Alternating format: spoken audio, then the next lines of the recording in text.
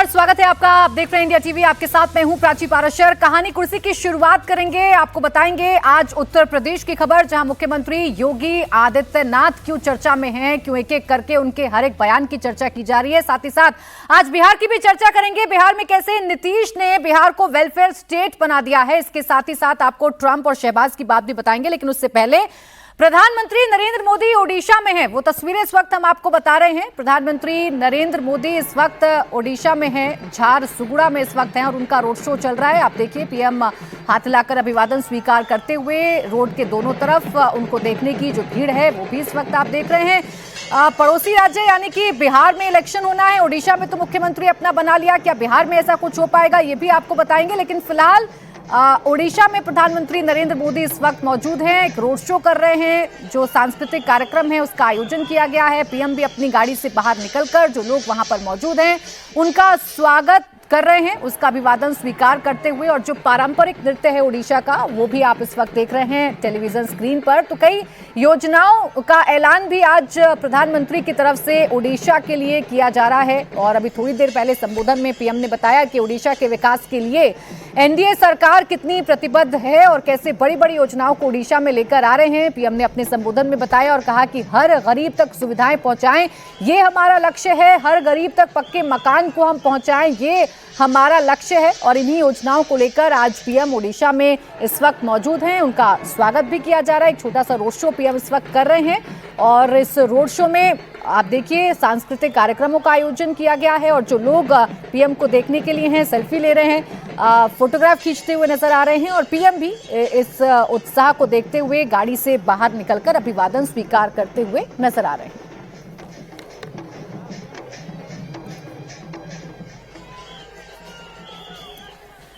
तो आइए अब कहानी कुर्सी की शुरुआत करते हैं। पीएम के ओडिशा दौरे पर हमारी नजर रहेगी, लेकिन आज उत्तर प्रदेश पर भी सबकी नजर है। सबसे पहले स्टूडियो में हमारे साथ खास मेहमान है, उनसे आपका इंट्रोडक्शन करा देते हैं। हर्षवर्धन त्रिपाठी जी, विजय त्रिवेदी जी और समीर चौगावकर जी रोज की तरह हमारे साथ स्टूडियो में है। आप तीनों का बहुत स्वागत है। अब बात हम यूपी की कर रहे हैं। मुख्यमंत्री योगी आदित्यनाथ जो अपने मजबूत शासन के लिए जाने जाते हैं, वो पहले ऐसे मुख्यमंत्री हैं जिन्होंने धर्म को भी शासन से जोड़ा है। वो भगवा भी पहनते हैं, नवरात्र मनाते हैं और शासन भी करते हैं। नवरात्र के छठे दिन शक्ति की पूजा करते हैं और फिर प्रदेश में उपद्रव करने वालों के खिलाफ सख्त एक्शन की भी बात करते हैं। योगी आदित्यनाथ पहले ऐसे सीएम हैं जिन्होंने राज और धर्म को जोड़ा। यही असल मायने में राजधर्म भी है। अब सीएमओ दफ्तर की तरफ से नवरात्र के बीच एक जानकारी दी गई है कि मुख्यमंत्री योगी आदित्यनाथ ने कहा है कि दशहरा बुराई और आतंक के दहन का प्रतीक है। ये उपद्रवियों के खिलाफ कार्रवाई का सही समय है। उन्होंने अलग अलग जिलों में एक विशेष समुदाय के जुलूसों में अराजकता फैलाने के प्रयासों के बारे में सख्त रुख अपनाया। उन्होंने कहा कि उपद्रवियों को सरकार कुचल देगी। उन्होंने कहा कि उपद्रवियों को बख्शा नहीं जाएगा, उनके खिलाफ ऐसी कार्रवाई की जाएगी कि वो फिर से अराजकता फैलाने के बारे में सोच भी नहीं पाएंगे। सीएम ने कहा है कि कानपुर, वाराणसी, मुरादाबाद और अन्य जिलों में हुई घटनाओं में उपद्रवियों के खिलाफ तत्काल एफआईआर के आदेश दिए हैं। उनकी संपत्ति की जांच की जाएगी, सभी उपद्रवियों की पहचान की जाएगी। वीडियो फुटेज और सोशल मीडिया की निगरानी के जरिए किसी भी उपद्रवी को बख्शा नहीं जाएगा। तो मुख्यमंत्री योगी आदित्यनाथ जो कहते हैं वो जो योगी की पुलिस है वो करके भी दिखाती है। अगर यहाँ पर जिक्र किया जा रहा है दशहरे का, तो समझा जा सकता है कि उपद्रवियों पर इस वक्त मुख्यमंत्री योगी आदित्यनाथ किस तरीके से एक्शन ले रहे हैं, क्या क्या कार्रवाई कर रहे हैं। और इसीलिए मुख्यमंत्री के बारे में कहा जाता है कि ऐसे मुख्यमंत्री हैं वो जो धर्म और शासन को एक साथ जोड़ते हैं। हर्षवर्धन जी, अगर मुख्यमंत्री योगी आदित्यनाथ के इस स्टाइल के बारे में बात करें तो अपने आप में ऐसे पहले मुख्यमंत्री हैं जो भगवा भी पहनते हैं, नवरात्र में देवी की आराधना करके, शक्ति की उपासना करके ये भी बताते हैं कि वो शक्ति है जो कैसे राक्षसों का, महिषासुर जैसे राक्षसों का वध करती है। देखिए, योगी आदित्यनाथ के लिए आप किसी भी तरह से चर्चा करें तो उस पर पक्ष विपक्ष दोनों हो सकते हैं, लेकिन एक मामले में पक्ष विपक्ष नहीं हो सकता है और वो मामला है लॉ एंड ऑर्डर के मामले में जीरो टॉलरेंस का मसला। योगी आदित्यनाथ की सरकार 2017 से जब वो पहली बार मुख्यमंत्री बने थे और 2022 में जब वो दूसरी बार मुख्यमंत्री बने, एक बात लगातार जो निरंतरता से चली आ रही कि अगर आप गुंडागर्दी करेंगे, अगर आप उपद्रव करेंगे, अगर आप पत्थरबाजी करेंगे, अगर आप किसी भी जगह पर किसी भी तरह की हिंसा करने की कोशिश करेंगे तो उत्तर प्रदेश पुलिस आपको ठीक से जवाब देगी। अब आमतौर पर यह होता नहीं है, लेकिन ये शायद योगी जी के इस जो कहें कि शैली है, स्टाइल है, उसका प्रभाव है कि सोशल मीडिया पर आई लव मोहम्मद चला, आई लव महादेव चला, और अभी मैं कल से देख रहा हूं कि आई लव यूपी पुलिस चल रहा है। आमतौर पर यह होता नहीं है, पुलिस को लेकर कोई आई लव कहे वो कोई बहुत बड़ी घटना हो जाए, पुलिस ने कोई महान काम किया हो, क्योंकि पुलिस का काम तो मान लेते हैं कि अच्छा काम कर रहे हो तो तुम्हारी भाई ड्यूटी है, और गड़बड़ हो गया तो पुलिस के ऊपर लोग चढ़ जाते हैं। लेकिन जब उपद्रवियों पर कार्रवाई होती है और जनता का ये एक तरह से कहेंगे इमोशन फूट कर सामने आता है, तब वो बताता है कि जो योगी आदित्यनाथ कह रहे हैं और जो जमीन पर होता हुआ दिख रहा है। और ये बात सचमुच नहीं समझ में आती है कि कोई व्यक्ति ऐसे घिनौने बयान दे सकता है। कोई व्यक्ति इस तरह से जब मन करता है तब कह दिया कि भाई हम इकट्ठा होंगे और भीड़ ये कर देगी, हम देख लेंगे, हम उनको हैसियत दिखा देंगे। कमाल होता है। और ये लगातार होने की मतलब जिसको कहने कुछ लोग हैं चिन्हित करके, अब उनको गिरफ्तार भी क्यों नहीं किया जाता है, उनको जेल कानूनी धाराओं में अदालत के सामने प्रस्तुत किया जाए, जो कुछ है उसको तय कराया जाए, वो भी नहीं हो पाता है। लेकिन इतना तो जरूर तय है कि अगर पत्थरबाजी हो रही है, सड़क पर लोग निकलेंगे, गुंडागर्दी करेंगे, दबाव बनाने की कोशिश करेंगे, तो उसका यूपी पुलिस ठीक से इलाज करती है। और योगी आदित्यनाथ इस मामले में जरा सा भी किसी को बर्दाश्त नहीं करते। यह अच्छी बात है, हर राज्य सरकार को यह करना चाहिए। बिल्कुल ऐसे ऐसे डायलॉग जनमानस में उतारने की कोशिश की जा रही है कि जैसे मां दुर्गा ने राक्षसों का वध किया, महिषासुर का वध किया, ऐसे ही जितने भी उपद्रवी हैं, जो शांति भंग करने वाले एलिमेंट्स हैं, उनका ऐसे ही दहन किया जाएगा, उनका ऐसा ही इलाज किया जाएगा जैसे यूपी में इस वक्त योगी के राज में किया जा रहा है। और ये सख्ती जरूरी क्यों है, या कैसे भड़काने का काम अभी भी किया जा रहा है, कैसे बड़े बड़े बयान दिए जा रहे हैं। एक बयान मैं आपको सुनवाती हूं। योगी आदित्यनाथ के उपद्रवियों पर एक्शन के लिए सही समय से क्यों बताया और क्यों उपद्रवियों पर योगी सरकार सख्त है, इसकी बानगी समझनी है तो आपको मशहूर शायर मुनव्वर राणा की बेटी सुमैया राणा के भड़काऊ बयान को सुनना चाहिए, जो खुलेआम लोगों को सड़कों पर उतरने के लिए उकसा रही हैं। वो सरेआम यूपी सरकार और पुलिस को चुनौती दे रही हैं। वो मुसलमानों से सैलाब बनकर सड़कों पर आने के लिए और जान की कुर्बानी देने के लिए बहका रही हैं। लोगों ने जो आई लव मोहम्मद के पोस्टर्स लेकर के निकले थे, उन पर इस बुरी तरीके से लाठीचार्ज किया, ये बहुत ही ज़्यादा शर्मनाक है। और मैं ये यूपी पुलिस को मैं चैलेंज कर रही हूँ इस बात का, क्योंकि हम लोगों ने कोई भी इस तरीके का काम नहीं किया जिस पर कोई लॉ एंड ऑर्डर का कोई सवाल उठ सके। लेकिन अब क्योंकि इन्होंने शुरुआत कर दी है, तो अब उत्तर प्रदेश की राजधानी लखनऊ में खासकर ये जो आई लव मोहम्मद का पोस्टर लिए हुए कोई भीड़ नहीं आएगी, अब पूरा सैलाब आएगा। और इसके लिए उत्तर प्रदेश की पुलिस चाहे तो अपनी बंदूकों के साथ तैयार रह सकती है। हम लोग खुशी खुशी अपने ऊपर गोलियां खा लेंगे, लेकिन ये जुल्म ज्यादती बर्दाश्त बिल्कुल भी नहीं की जाएगी कि आई लव मोहम्मद कहने, लिखने या बोलने पर पाबंदी लगाई जाए। विजय जी, इस तरीके के बयानों का मतलब क्या है? आप जब ऐसे एड्रेस कर रहे हैं कि सैलाब आएगा, यूपी पुलिस देख ले, यूपी पुलिस को हम चेता रहे हैं, यूपी पुलिस को हम बता रहे हैं अपनी बंदूकों को लेकर खड़े हो जाएं, एकमात्र अफवाह या गलत खबर के जरिए लोगों को सड़कों पर लाने की जरूरत क्यों? प्राची जी, जब ये चालू हुआ विवाद तब भी हम सब लोगों ने चर्चा की थी यहाँ किस्सा कहानी कुर्सी की में कि कोई आई लव मोहम्मद बोले या कोई आई लव महादेव बोले, दोनों में कोई परेशानी नहीं है और दोनों की ज़रूरत नहीं है। दोनों बातें, यदि कोई बोल रहा है तो भी कोई परेशानी वाली बात नहीं है, बोल रहे हैं ठीक है, लेकिन इसकी ज़रूरत नहीं है ये सब करके। लेकिन ये जो बहन कह रही हैं सुमैया जी, वो उससे आगे की बात है, वो इंसाइट करने वाली बात है। उससे बहुत सारी प्रॉब्लम होती है और लोग आपकी बात को समझते नहीं हैं, और फिर जब भीड़ आ जाती है तो भीड़ को काबू करना। और कल भी हम लोगों ने चर्चा की थी कि ये जो पोस्टर्स लग रहे हैं, जो पोस्टर आप लगा रहे हैं या होर्डिंग लगा रहे हैं, यदि वो कोई गिर जाए, हवा से गिर जाए, टूट जाए, फट जाए, तो एक नए तरीके का बवाल खड़ा हो जाएगा।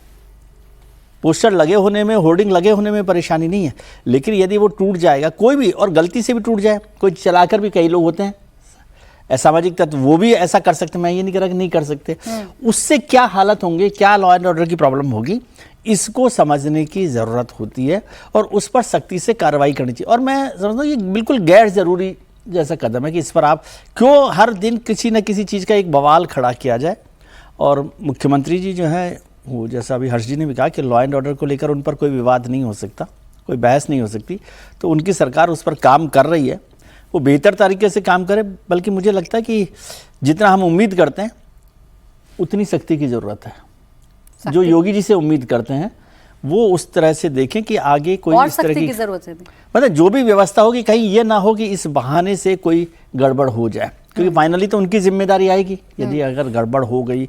हम ये सोच रहे थे कि कल जो बयान आए थे, यदि उस समय ही कुछ सख्ती की जाती जिन लोगों ने बयान दिया, तो शायद और इतना नहीं बढ़ता, लेकिन अब भी एक मौका है कि कोई गलती ना हो, कोई गड़बड़ी ना हो और सरकार उसको देखती रहे। नहीं तो खुलेआम ऐसे बयान दिए जा रहे हैं। चलिए अभी मौलाना मौलवी की तरफ से ऐसे बयान दिए जाएं, तौकीर रजा जिन पर अभी फिलहाल कार्रवाई हो रही है उनसे पूछताछ जारी है, और बरेली में तो चुन चुनकर उपद्रवियों को इस वक्त पकड़ा जा रहा है। लेकिन सुमैया राणा जो एक राजनीतिक दल से ताल्लुक रखती हैं, वो अगर खुलेआम चुनौती समीर जी दे रही हैं तो मकसद क्या है? जब ऐसे प्रोटेस्ट होते हैं तो नेता तो अमूमन पीछे ही हो जाते हैं ना, ये सैलाब आता है, इन्हें लाठियों का सामना करना पड़ता है, इन पर कार्रवाई होती है, इन पर एनएसए जैसी धाराएं लगती। देखिए, सुमैया राणा का मकसद वही है जो नवाब मलिक का महाराष्ट्र में मकसद है, जो अबू असीम आजमी का महाराष्ट्र में मकसद है, समाजवादी पार्टी के प्रदेश अध्यक्ष महाराष्ट्र, उनका जो मकसद है कि किसी ना किसी बहाने से युवाओं को भड़काओ। प्रधानमंत्री मोदी का जो 2047 का विकसित भारत का लक्ष्य है, उत्तर प्रदेश के मुख्यमंत्री योगी आदित्यनाथ का 2047 विकसित उत्तर प्रदेश देखने का जो लक्ष्य है, उसे किस तरीके से अवरोध डाला जाए, किस तरीके से यह बताया जाए कि उत्तर प्रदेश के अंदर सांप्रदायिक तनाव है, हिंदू और मुसलमानों के बीच झगड़ा हो रहा है, कैसे माहौल को खराब करा जाए। तो मुझे लगा ये असामाजिक तत्व सिर्फ एक समाज के अंदर बंटवारा नहीं कर रहे हैं, ये देश की प्रगति में भी सबसे बड़ा बाधा है। जब उत्तर प्रदेश के अंदर इतना इन्वेस्टमेंट आ रहा है, उत्तर प्रदेश एक जिसे कहा जा रहा है कि इन्वेस्टमेंट आएगा नहीं, वहाँ इतना लोग उद्योग लगाने के लिए आगे आ रहे हैं। योगी आदित्यनाथ के 2017 के बाद से जिस तरीके से लॉ एंड ऑर्डर को लेकर उत्तर प्रदेश की चर्चा है पूरे देश के अंदर है, और अब उत्तर प्रदेश एक उत्तम प्रदेश की जब बढ़ रहा है, तो इस तरह के लोग समाज के अंदर अशांति फैलाने का काम करते हैं। और आई लव महादेव और आई लव मोहम्मद का जो शुरू हुआ, तो भाई किसने कहा था कि आई लव मोहम्मद आप लेकर निकली है? सबको पता है ना, अब आपकी आस्था है, आप अपने आस्था मस्जिदों में करते हैं, आप इबादतगाह में करते हो, करिए ना। इस तरीके से बैनर लेकर जाना, इस तरीके से पोस्टर लगाना, पुलिस से आपसे रिक्वेस्ट करने के बाद कि आप इस तरीके से बैनर पोस्टर मत लगाइए, आप पुलिस से झगड़ा करते हो। कल क्या जरूरत थी, जब मामला पूरा शांत हो गया था, कि बरेली में तौकीर रजा बयान देते हैं कि भाई शाम की नमाज के बाद इकट्ठे होंगे, और कल इकट्ठे होते हैं और पुलिस के ऊपर किस तरीके से आप दबाव डालते हैं। पुलिस आपको रोकने की कोशिश करती है, भीड़ इकट्ठी होती है, पुलिस कहती है भाई अब आप घर जाइए, तो आप पुलिस के ऊपर दबाव डालते हो, बैरिकेड तोड़ने की कोशिश करते हो, बैरिकेड पे चढ़ने की कोशिश करते हो, और पुलिस फिर लाठीचार्ज नहीं करे तो क्या करेगी? तो यह तय था कि कल प्लान था कि शुक्रवार की नमाज के बाद कैसे बरेली के अंदर माहौल बिगड़ा जाए, और बरेली से बिगड़ा हुआ माहौल फिर महाराष्ट्र के बीड़ में बिगड़े, फिर हिंदुस्तान के तमाम शहरों में बिगड़े, और पूरे देश में एक माहौल खराब हो। तो मुझे लग रहा है योगी आदित्यनाथ सरकार ने बहुत अच्छा काम किया, और आज बता दिया योगी जी ने कि भाई अब दशहरा आ रहा है, और हिंदू त्योहारों के समय या त्योहार के समय आप माहौल खराब करने की कोशिश करोगे, तो योगी का शासन है, अभी तक जिस तरीके से ट्रीटमेंट हुआ है उपद्रवियों के साथ, वही ट्रीटमेंट होने वाला है, फिर चाहे वो तौकीर रजा हो चाहे कोई हो। तो मुझे लग रहा है योगी आदित्यनाथ ने बहुत स्पष्ट पुलिस को संदेश दे दिया है कि वीडियो डिटेल्स खंगाले जाए, सारे उनके रिकॉर्ड इकट्ठे किए जाए, और एक एक उपद्रवियों को चुनकर उनके ऊपर कार्रवाई की जाए। मुझे लग रहा है उत्तर प्रदेश सरकार बहुत बेहतर काम कर रही है। सर क्या संदेश दिया है वो अभी सुनवा देते हैं। मुख्यमंत्री योगी आदित्यनाथ ने किस अंदाज में जवाब दिया है और कैसे ताकीद किया गया है कि उत्तर प्रदेश में अगर कोई माहौल खराब करेगा तो उसका इलाज कैसे होगा, और इसकी तस्वीर हमें देखने को भी इस वक्त मिल रही है। बरेली में कल जिस तरीके के हालात पैदा हुए उसके बाद अब कार्रवाई की जा रही है, कार्रवाइयों का जो दौर है वो शुरू हो गया है। बरेली हिंसा के बाद बड़े एक्शन की तैयारी इस वक्त की जा रही है। उपद्रवियों पर एनएसए लगाएगी बरेली पुलिस, इसकी तैयारी कर ली गई है। साथ ही जुलूस के आयोजकों पर भी एनएसए लगाया जाएगा। पुलिस सूत्रों के मुताबिक 5 दिनों से हिंसा की प्लानिंग की जा रही थी। अब तक 30 उपद्रवियों को गिरफ्तार किया गया है, जबकि 50 से ज्यादा हिरासत में है। दरअसल कल जुमे की नमाज के बाद बरेली और मऊ में जबरदस्त बवाल मचा था। बरेली में जुमे की नमाज के बाद जुलूस निकाला गया, आई लव मोहम्मद के पोस्टर लहराए गए, धार्मिक नारेबाजी हुई, और जब योगी की पुलिस ने जुलूस में शामिल लोगों को रोकने की कोशिश की तो पत्थर चले, गोलियां तक चलाई गई। तौकीर रजा ने प्रोटेस्ट की कॉल दी थी, जिसके बाद नमाज के बाद कुछ लोग जुलूस निकालने लगे। अब योगी की पुलिस ने एक्शन शुरू कर दिया है। पुलिस ने मौलाना तौकीर रजा को अज्ञात जगह पर शिफ्ट कर दिया है और तौकीर रजा से बरेली हिंसा को लेकर पूछताछ की जा रही है। सूत्रों की माने तो पुलिस हिंसा मामले में तौकीर रजा के रोल की जांच की जा रही है, और अगर जांच में तौकीर रजा का रोल हिंसा में मिलता है तो पुलिस उसके खिलाफ भी एफआईआर दर्ज करेगी। कल दंगे के दौरान मौलाना तौकीर रजा बरेली की एनक्लेव कॉलोनी में अपने दोस्त के घर थे। पुलिस ने वहीं पर हाउस अरेस्ट किया और अब उन्हें दूसरी जगह पर शिफ्ट किया गया है। पूछताछ की जा रही है। यह पता लगाया जा रहा है कि जो कॉल दी गई थी इसमें ये पत्थर, ये इतनी बड़ी संख्या में भीड़ कैसे इकट्ठा हुई और पुलिस को निशाना क्यों बनाया गया। अब बरेली में जिस तरीके से इलाज किया जा रहा है या बरेली में जिस तरीके से उपद्रवियों को निशाना बनाया जा रहा है, मुख्यमंत्री योगी आदित्यनाथ ने किस अंदाज में चेतावनी दी है वो मैं आपको सुनाती हूं। मुख्यमंत्री ने साफ कहा है कि बरेली में शायद मौलाना मौलवी ये भूल गए हैं कि उत्तर प्रदेश में किसकी सत्ता है। वो ये भूल गए हैं कि यहां पर कौन मुख्यमंत्री है। अगर कोई भी प्रदेश में कर्फ्यू लगाने की कोशिश करेगा, कोई भी अगर दंगे वाली साजिश रचेगा, तो क्या हाल यूपी पुलिस उसका करेगी। ये सुनिए मुख्यमंत्री ने कैसे बताया। आपने देखा होगा जब भी पर्व और त्योहार आते थे उत्पात शुरू हो जाती थी। अब उत्पातियों और उपद्रवियों को पता लगेगा कि 7 पीढ़ियां याद आएंगी उनको, क्योंकि कभी कभी बुरी आदतें जाती नहीं लोगों की, तो उसके लिए उनकी डेंटिंग पेंटिंग करवानी पड़ती है कायदे से, जिससे उनकी बुरी आदतों को हम ठीक कर सकें।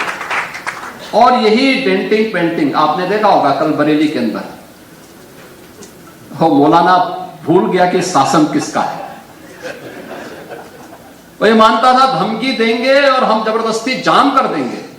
हमने कहा जाम नहीं होगा, कर्फ्यू भी नहीं लगेगा, लेकिन कर्फ्यू का सबक तुम्हें ऐसा सिखा देंगे कि तुम्हारी आने वाली पीढ़ी दंगा करना भूल जाएगी। क्या तरीका है ये? आप सिस्टम को ब्लॉक करना चाहते हैं। और यह प्रवृत्ति थी यूपी के अंदर, 17 के पहले यही होता था। और हम इसी बात को कह सकते हैं कि 17 के बाद हमने कर्फ्यू भी नहीं लगने दिया, लेकिन ऐसे बैरियर को चुन चुन करके वे जिस प्रकार की भाषा को समझते थे उस प्रकार की भाषा से उनको समझा करके उसको उसकी सजा दिलाने का काम भी किया है। अब मुख्यमंत्री ने साफ कहा कि ये लोग भूल गए हैं, पहले ऐसा होता रहा था उत्तर प्रदेश में कि छोटी छोटी बातों पर सड़कों पर उतरकर उपद्रव किया जाता था, कर्फ्यू लगाया जाता था, लेकिन अब ऐसा नहीं होगा क्योंकि यहाँ योगी का राज है, योगी सत्ता में है, मुख्यमंत्री हैं और ऐसे लोगों को सीधी चेतावनी दी जा रही है। लेकिन क्या सिर्फ चेतावनी देने भर से ही काम चल जाएगा हर्षवर्धन जी? तौकीर रजा टाइप के जो लोग हैं, हर बार तौकीर रजा जब भी ऐसा मुद्दा आता है कुछ ऐसा बयान देते हैं जिससे नफरत भी फैलती है और सड़कों पर उसका अंजाम भी देखने को मिलता है। ऐसे लोगों का इलाज कब होगा, ये भी एक सवाल है। नहीं, देखिए, मुझे लगता है कि योगी आदित्यनाथ जब ये कह रहे हैं कि मौलाना भूल गया था कि यूपी में किसका शासन है, तो निश्चित तौर पर तौकीर रजा जैसे लोग जो भड़काऊ बात करते हैं, जहर फैलाने की कोशिश करते हैं, उनका इलाज होगा। लेकिन ये बात जो योगी आदित्यनाथ ने कही, उसमें उन्होंने जो एक लाइन कही है, क्या उस पर चर्चा ठीक से अलग से नहीं होनी चाहिए? स्ट्रीट पावर दिखाने का कौन सा एक मतलब मिजाज कौन सा है कि अच्छा हम सड़क पर उतर जाएंगे और हम प्रशासन को चुनौती दे देंगे। ये जो सुमैया राणा ही नाम है ना, इनके पिताजी जो मुनव्वर राणा थे, बहुत बड़े शायर थे, बड़े शानदार व्यक्ति थे। लेकिन जब भारतीय जनता पार्टी की पहले वाली सरकार आई थी ना, तो चूंकि आडवाणी जी का सिंध से और सिंधु से बड़ा प्रेम था, तो सिंधु उत्सव भी तब उस वक्त कराया जाता था। पता नहीं इधर होता है कि नहीं होता है, नहीं होता। तो इन्होंने बाकायदा जो है उस वक्त शायरी कविता उस पर लिखकर और उस सरकार में खूब नजदीकी की कोशिश की थी। इस सरकार में संभव नहीं हो पाया, हालांकि उसके बाद मुनव्वर जी की तो उनका इंतकाल भी हो गया। लेकिन उनके बच्चे अब कांग्रेस पार्टी में हैं और भाषा उनकी थोड़ी विचित्र है। मैं फिर कह रहा हूं, कांग्रेस पार्टी में होना, राजनीति करना, इसमें कोई दिक्कत नहीं है, लेकिन उस मौलाना तौकीर रजा और इस सुमैया राणा, इनकी भाषा में कोई फर्क दिख रहा है क्या?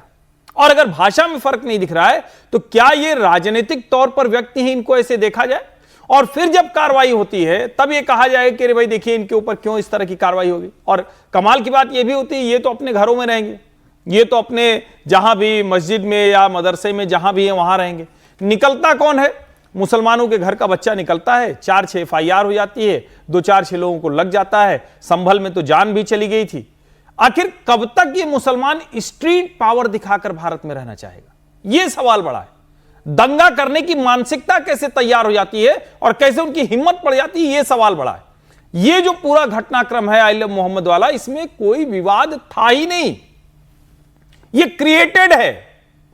और क्रिएट हुआ तो कुछ लोगों ने प्रतिक्रिया में आई लव महादेव भी शुरू कर दिया।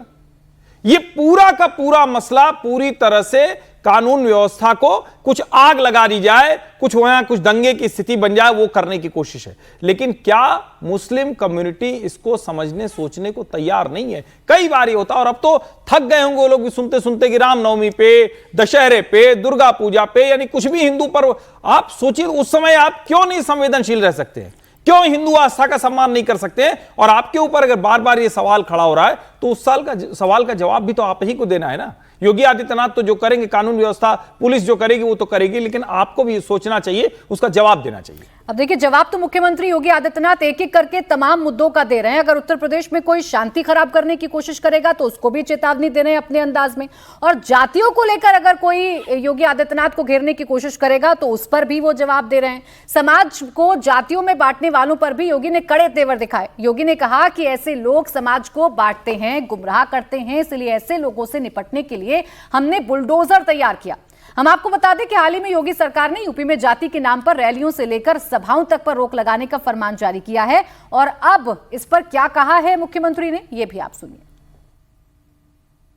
जो जाति के नाम पर भड़काते हैं भावनाओं को, परिवार के नाम पर दोहन करते हैं,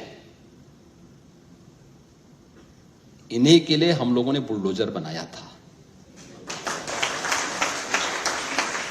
इन्हीं के लिए बनाया था। ये लोग उन परजीवी की तरह हैं जो झूठे नारों से समाज को गुमराह करते हैं। तो ये मुख्यमंत्री योगी आदित्यनाथ का अंदाज है, पसंद करें या ना करें, लेकिन जो वो बोलते हैं समीर जी, वो खुलकर बोलते हैं और ऐसे ही बोलते हैं जैसा इस बयान में भी उन्होंने बोला कि क्या इलाज करना है परजीवियों का, कहां बुलडोजर चलाना है, ये सरकार बखूबी जानती है।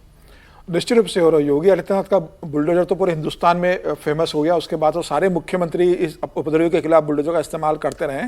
और योगी आदित्यनाथ मुझे लगता है कि सबको चेतावनी दे दी है, उपद्रवियों को भी साफ साफ चेतावनी दी है। और मुझे लगता है कि जिस तरीके से बरेली में जो हुआ है, तो जो मुस्लिम बुद्धिजीवी उन्हें सामने आके बोलना चाहिए ना, इस तरीके से जो किया जा रहा है ये बहुत गलत है। मुस्लिम समुदाय को समझाने की जिम्मेदारी उनकी भी है।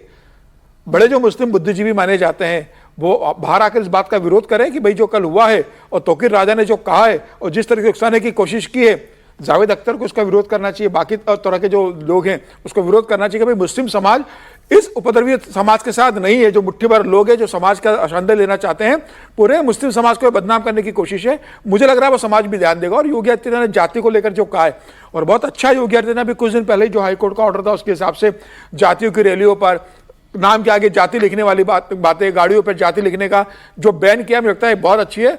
और योगी आदित्यनाथ ने कहा है कि भाई सबका साथ सबका विकास उत्तर प्रदेश में होता है। प्रधानमंत्री मोदी का तो नारा ही है कि सबका साथ सबका विकास, सबका प्रयास, तो इसमें सब शामिल है। अब अखिलेश यादव पीडीए बनाकर जातिगत विभाजन करना चाहे, पीडीए की राजनीति करना चाहे, वो अखिलेश यादव का रुख है। लेकिन योगी आदित्यनाथ के राज में सबके साथ न्याय होता है, कोई छोटा नहीं है, कोई बड़ा नहीं है, कोई छोटी जाति का नहीं है, कोई बड़ी जाति का नहीं है, सब बराबर है। और सबके विकास के लिए योगी आदित्यनाथ सरकार काम कर रही है। मुझे लगता है योगी आदित्यनाथ ने संदेश दे दिया है। लेकिन अब संजय निषाद का क्या होगा, जो साथ में पार्टी में योगी जी को वो भी देखना पड़ेगा, जो साथ में राजनीति कर रहे हैं छोटे दल, वो तो जाति की राजनीति करते हैं। ओम प्रकाश राजभर हो, संजय निषाद हो, तो उनको भी अभी देखना चाहिए कि जाति की राजनीति ना करें, सबके विकास की बात करें। ठीक है, लेकिन ये बात तय है कि जो बोलते हैं योगी वो बड़ा खुलकर बोलते हैं, जो स्टैंड है उनका वो बड़ा खुलकर क्लियर करते हैं, चाहे उपद्रवियों पर एक्शन की बात करनी हो, चाहे जातियों पर विरोधियों को जवाब देने वाली बात हो।